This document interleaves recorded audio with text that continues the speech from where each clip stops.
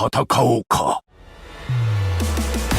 我が名はユーハバッハ。お前のすべてを奪うのだ。お前たちの抱く希望も未来もすべて私のこの手で砕いてやる。さあ、新たな世界へ。ブリーチ、ブレイブソウルズ。Alright guys, we are back again with yet another Bleach Brave Souls video, and today we are going to be doing yet another before you summon skip type of video. Now, before we just go ahead and dive on into the banner, whether you guys should summon or not, first, let me say one thing. Wait for end of the month to be revealed. We're gonna get the reveal, more than likely, on the 26th or the 27th of November. By then, if you guys do not care about what's coming, then you guys can clearly summon on this, because this is a mid-month crown summons and not an end-of-the-month zenith summons, meaning that there's only one banner and no individual banners.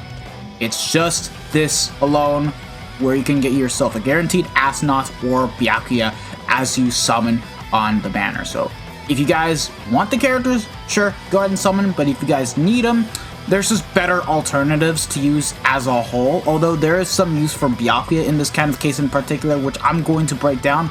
But like in general, if you guys don't want to feel baited for what's going to be coming up until the end of the month, I'd recommend you guys to wait until end of the month gets revealed, because look at the availability time. By the time KLab drops news of what end of the month is, you guys can choose to summon or not, and this banner will still be up by then. So now with that being said and done, let's just go ahead and get right into the banner itself. Now, the characters are good. They're good. But sadly, nothing too crazy, mega OP, to the point that you guys can actually choose to skip. However, some people are going to be summoning because either are fans like myself that have been wanting Äs Nödt to come into the game, or are Byakuya fans in this kind of case in particular. So with that being said, let's just go ahead and talk about the banner format before going into the characters. The banner format is pretty much going to be the best that you can pretty much expect out of any banner in general, because it's got the best type of pity system. There's more guarantees and more discounts. You're going to be getting a featured 5-star by step 3, 6, 13, and 16, as you guys can see right here. And then step 10 and 20, you get a guaranteed new 5-star character. What that means is that you're going to be guaranteed between Äs Nödt and Byakuya. 50% chance to pull Äs Nödt, 50% chance to pull Byakuya on step 10 and 20. And then on step 25, you get the choose a 5-star summons ticket, where you can actually pick between Äs Nödt and Byakuya. So yeah, there you guys go. Easily one of the best step-up formats that we have ever seen in the game. Exclusively used for mid-month banners. We've seen this happen for Halloween Toshiro and Halloween Momo. We've seen this happen for like the mid-month Arankars, and now we're seeing it again for 1000 Year Blower once again. So easily the banner is amazing. Definitely great in terms of the format. Fillers aren't too good. There's only, I want to say, 2 to 3 characters that are worth talking about, but we'll just go ahead and dive on in once we start breaking down the fillers. But yeah, that is all you guys really need to know. One banner, no individual banners, but this type of banner has a godly format to the point that you can actually guarantee one of the 2 new units should you go up to step 10, 20.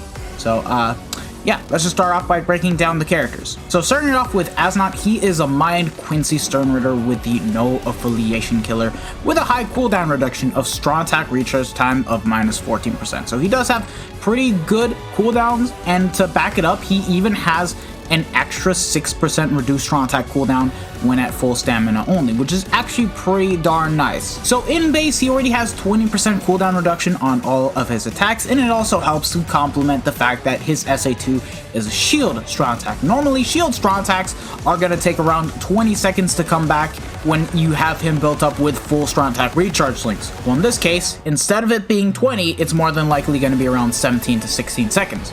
which is actually pretty darn good, and his SA1 and SA3 are also going to come back a lot faster.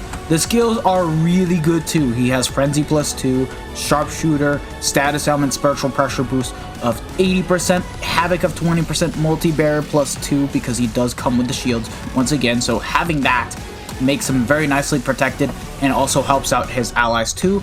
Devastation of 40% and also has damage to weakened and slowed enemies of +40%. No increased status element chance, which is pretty much what's going to hurt this character as a whole, because you only can inflict the status element via the SA1 and the SA3 only, not the SA2, which is quite unfortunate.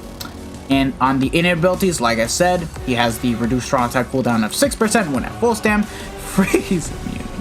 That's hilarious, bro, because the dude got frozen by Rukia. Sprinter +1, man. What a joke. Freeze immunity. Did you not have replaced that with increased status element chance, man? Although in this kind of case, he picked up freeze immunity because of Guild Quest. Range, no affiliation, Guild Quest has freeze puddles. But yeah, the skills are really good and it makes him to be quite a strong character. That being said, the kit, it's a bit of a hit or miss. Personally, for me, it's a bit of both because, okay, so starting off with the SA1, he has the 40% shave range collision attack. If you guys are not familiar with what the attack is, it's basically the same SA1 as Power Bruno, the same SA1 as E-Burn, Swimsuit Ruruka, Christmas Yoruichi, Nozomi. So it does push back, but does get in a lot of hits, and it's going to be your key to getting the 80% SP boost active with Äs Nödt in this type of case in particular, because it does hit a lot of times. It's got a max hits of 18, so pretty much your only go-to ticket for getting in the 80% SP boost with him, and also being able to get the extra multipliers such as damage to weaken and slowed enemies. So yeah, pretty much your best chance at doing so. SA2 on the other hand, this is going to be the vortex into pushback attack. So 750 into 0, and then yeah, just pushes enemies back 60% to 8%. If you guys are not familiar with the strong attack, it's the same one as this Heart Ulquiorra, E-Burn once again, Jushiro, Ruruka, and of course Tokinada, Hikone, all those other characters that have that type of SA2. Bro, this character is literally E-Burn with the 80% SP boost. Let that sink in. And sadly, the fact that they made it into that kind of strong attack and not a 960, in my opinion, just kind of sucks, because that could have easily been a normal second strong attack, to the point that you could easily inflict status omens with that type of SA. Like, it really will help out a lot for Äs Nödt's kind of case, since he is playing like a ranged collision character as a whole. Or if not that, if you're gonna make him a shield character, then just give him boost with enhancer, and then I would have been completely fine with that. But designing it as a ranged strong attack, but sadly it is what it is. And then his SA3 is beyond full screen, but not 1200 radius, instead 1080. If you guys aren't aware, it's basically Baragan's SA3 and of course Ichigo and Ulquiorra's SA2, which honestly I don't mind it. If this guy didn't have Havoc, this would have been an L, and it would have been a 900 radius SA3. It would have been that bad. Even then, I personally would have liked this strong attack to directly be as an SA2, because like, it's an SA2 for Ichigo, so why not? It's an SA2 for the Mind Ulquiorra, so why not? It just doesn't make much sense to me that they're making it as an SA3 again when it hasn't been used that long since this damn Senkamen Ichigo, now that I think about it, bro. It's been that long? Jesus Christ. But yeah, skills are good. The kit is questionable, but honestly speaking, I've pretty much grown to be accustomed to these types of range collision kits, especially if it has Frenzy +2 with 80% SP boost. I'll definitely take the 40% shave over the 18% shave and the cross-shaped attack, but it's never going to be better than the 3k length beam, that's for sure. But for killing out enemy mobs, getting the 80% SP boost, I'm fine with it. His SA3 being full screen, I'm fine. SA2 could have been a bit better if you guys ask me. But he still is a great character. Sadly, if I were to rank this Mind character, hold on, how many Mind characters do we have in the game? Okay, Mind has gotten a lot of crazy characters this year. Now, if I were to rank Äs Nödt among the top 10 best Mind characters in the game, probably top 5 bottom top 5, sadly, because he is in direct competition with White, and White just happens to be a lot better than him, to the point that if you guys have him, you do not need Äs Nödt. If there's one thing I'm gonna give him credit for, is the fact that he does fill the slot of being a mind no affiliation killer, because when was the last one we had for mind? It was Noel. So seeing him fill up the spot, I'll take it. It's actually not that bad. Let's say we do get a Limit Breaker quest stage where it does completely feature all of Äs Nödt's rules. You can use him just fine and he'll be good to go. He's not going to be the best unit to use, but at least he'll be fine for Limit Breaker quest as a whole. For IT, he's going to be good. For Guild quest, he's going to be usable. Not better than Macy or maybe even 8th Anniversary Ichigo. And he's going to be good for a Limit Breaker quest. So just a very good character. Could have been better. He's just not mega broken or OP. I think they just want to save the best of Äs Nödt once we get his Tartar Foras form. Up next is going to be 1000-year blower Byakuya, and sadly this guy is severely hurt by not having any type of havoc. Now, I'll at least say this. They at least gave him Frenzy. Frenzy +2 as a matter of fact. But no havoc. And that sucks for him. It really does suck. When was the last time we ever had an SP character that was a 1000-year blower unit without Havoc? It was pretty much Orihime. And her resurrection picked up Havoc too, so like, whew, this sucks. This really does suck. But he does come with a good set of skills as a whole. He does have weakening on his entire kit. No affiliation killer, just like Äs Nödt, but is a melee character this time around. Can boost, and he also has the booster skill. So this guy is pretty much potentially going to be better than Safri Soifun as a whole for Guild Quest. And also does have Star Barrier +10, which in this kind of case and scenario, because he is an SP character, it works. It definitely does work. But why not also give him Havoc? Like, it's stupid. But he does have some pretty good multipliers, being Frenzy +2, increased strong attack damage when at 40%, and also has full stamina damage boost of 30%, which is pretty darn good. Like, you cannot complain about that. He also does keep the cooldowns thanks to the 6-star ability of strong attack reaches time of -12%, and then the innate abilities, he does come with fire immunity, which is what you would want to have for melee no affiliation. Also has Marauder and Sprinter +1, so yeah, good set of skills. It's just, again, no Havoc. No Havoc really hurts him, because look at what he has. SA1, he has the Skinny Beam. An SA1 that is a 725 width with a length of 2,500.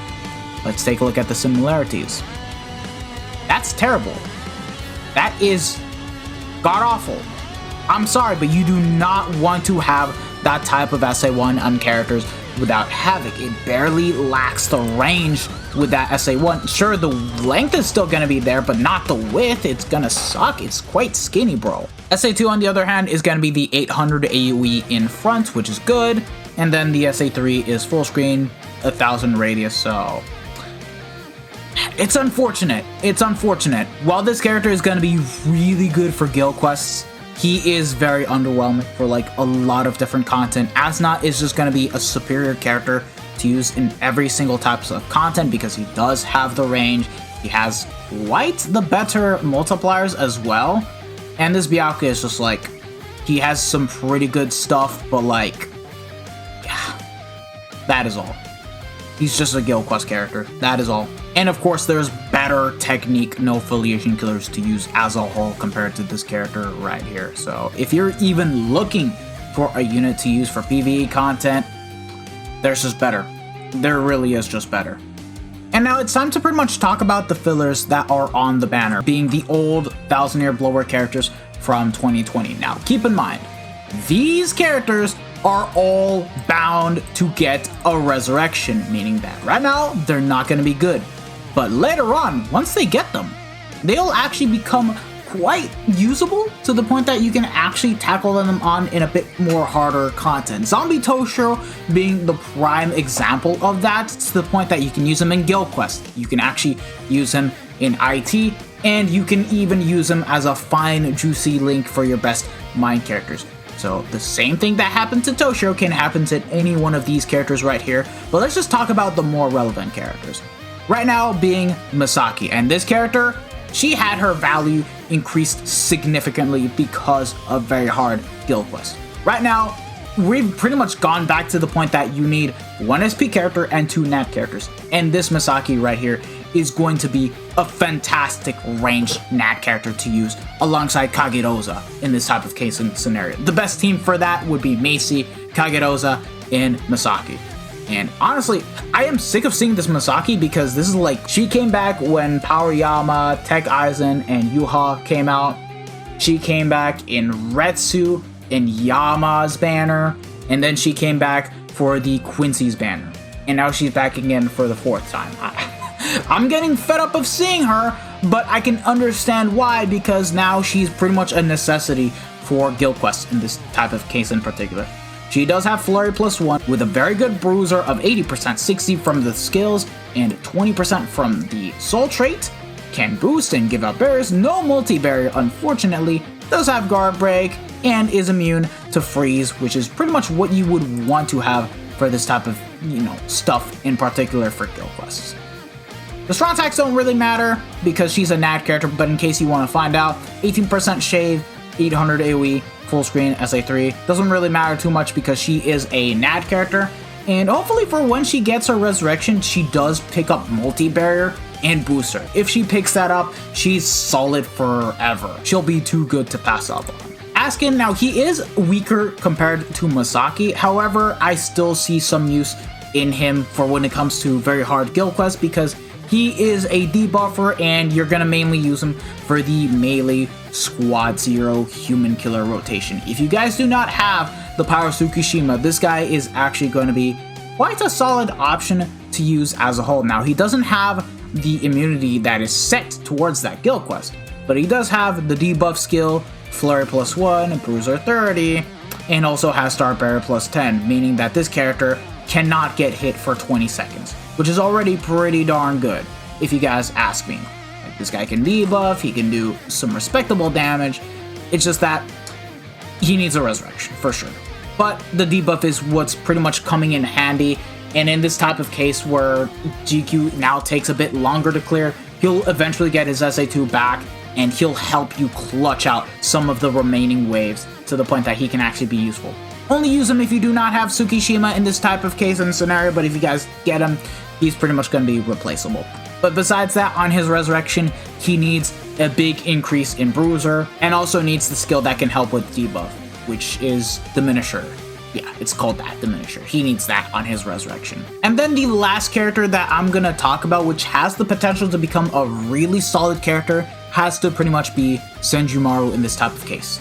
Now, she can inflict laceration on all of her attacks, and also has increased status summon chance against mind attribute Oronkars. When you have Oronkars in IT, this character is perfectly fine to use now. Granted, not at 1.5, but at 2.5, she can definitely put in the work, and she was pretty much, future-proof for Inheritance Trials, just like Hikone, which is actually crazy to even think about. She does have barriers, she has a 3k length beam, and has a full screen SA3. So yeah, that's her kit. That's all you guys really need to know. If she picks up the 50% SP boost, we are cooking. But if anything, I do see this character also picking up multi-barrier +2 because of the barrier skill and what this character can do. But that being said, the Berserker is low, but what really matters for her is just being able to inflict status summons in Inheritance Trials, which she can get the job done right now since we do have Oronkars currently. And the funny thing is that, okay, let's say she doesn't get resurrected right now before end of the month gets revealed. She'll definitely get resurrected alongside Tenjiro and Kira when the 1000-Year Blower anime starts airing again for Core 3. That's when you guys can pretty much expect Senjumaru's resurrection to come in, and she'll potentially get some really good buffs too. And that's basically about it for when it comes to the characters that I need to talk about that are even worth noting. So going back in onto the rest of the fillers, which I'm not going to waste too much time. Bambietta, yeah, what can I say about her? She pretty much has a low damage output just like Senjumaru. Frenzy +1, Havoc of 20%, Berserker 20%, damage to burning enemies. Her SA1 sucks. It's like a 3-way split SA into an explosion. When was the last time we've seen this? Oh god. Safui Uryu. That's interesting. Nelio. Oh, okay, I'm glad we have never gotten that SA1 again. Good God, it's that bad. It's one of the way worse essays that we have in the game. It's not that good, trust me. SA2 is going to be the 960, and then the SA3 is a full screen 1200 radius SA3. She needs a resurrection. Bambi, Candace, and Askin are going to get theirs right after the remaining Squad Zero characters get their resurrection, so expect them to be next in line for when that happens. Candace, on the other hand, is a little bit better than Bambietta in this kind of case. She does have a lunge instead of the, range collision attack, whatever it was. Not the greatest, but does have a 960 SA2, full screen SA3, only 20% Berserker, does have a better Soul Bomb, a weakened defense. So, yeah, this character can potentially get a really good resurrection as well.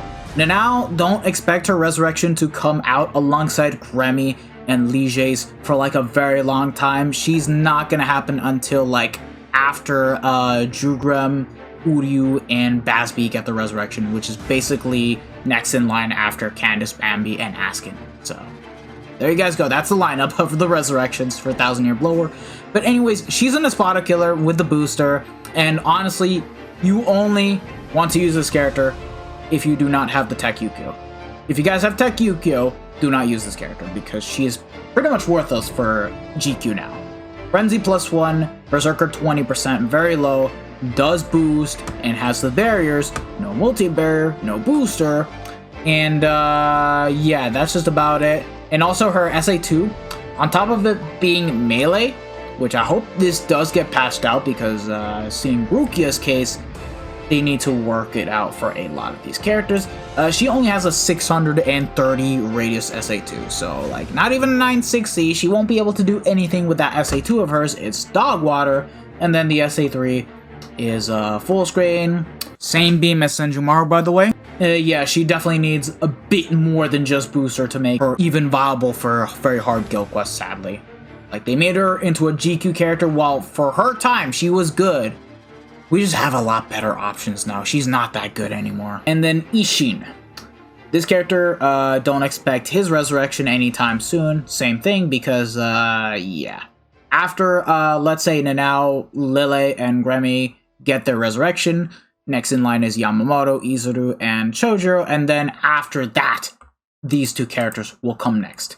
And Ishin, he's still got a really good kit, but the damage output, just like Candace, isn't the greatest. Only Berserker 20%, speed attribute, Captain Strong attack damage 20%. When he does have killer, he does put in the work, but not the craziest at all. 3k length beam with 870 width, 960, full screen. This guy needs a good amount of stuff. Like, he does need an increase in his Berserker, increased status element chance, 50% SP boost, that kind of stuff. I'm sorry, but Frenzy +1 with overall 40% strong attack damage doesn't cut it anymore for the content that we have gotten. Even though this one as a whole is a bit stronger compared to your typical Berserker, it does scale a bit higher, but like, he does need extra buffs to be good, sadly. And that is about it. Are you guys gonna summon on this banner? Let me know in the comment section below. I personally am gonna summon because I've been waiting for too long for Äs Nödt to come into the game. He's one of my favorite Stern Raiders, and I'm gonna summon. Am I gonna go all in? Who knows? Personally, I want to try to get as many copies as I can for him, to the point that I can eventually buff off him, so yeah. Thank you guys for watching. If you guys have enjoyed it, don't forget to smash that like button, share this video with your friends and family, subscribe to the channel if you guys haven't already, and hit the bell notification so that way you guys are up to date with my most recent videos. This has been your boy, the Dash Masher, and I'll see you guys all in the next one, so have a wonderful day, lads. Peace out. Bye. Sayonara. Ciao.